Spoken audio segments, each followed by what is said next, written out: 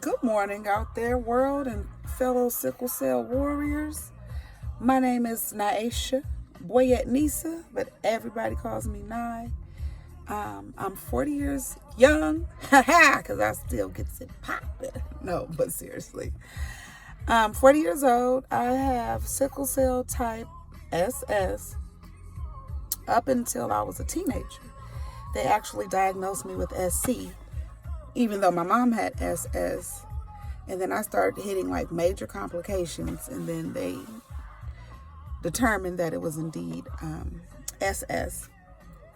I have a fantabulous, yes, that's fantastic and fabulous, put together 8-year-old son who is just my world, the highlight of my life. I wanted to do the video with him because he is just all personality, but I'm finding time to do it before I clock in. I have on these bright colors because I work in construction. I am a painter. Yes, indeed. It makes you go, huh? Sickle cell painter? But, God blessed me with the strength to be able to be in this field. So I'm going to run with it. Trying to be a homeowner and know that my child deserves to not reside in the hood forever and have a front yard and a backyard. You understand?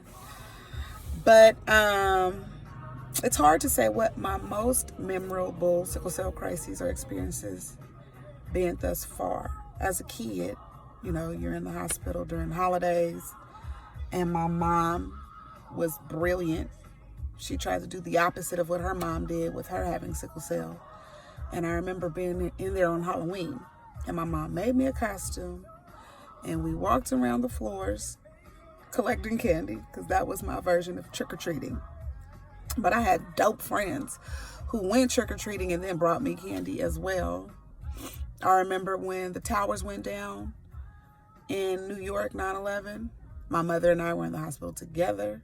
She was in one room, I was in a different room, but we stayed in each other's room, and the nurses were always looking for us. My mom passed from complications of sickle cell, but was bleeding internally and ultimately died from a heart attack. But I think what stands out the most is one of the most current or recent times being in the hospital.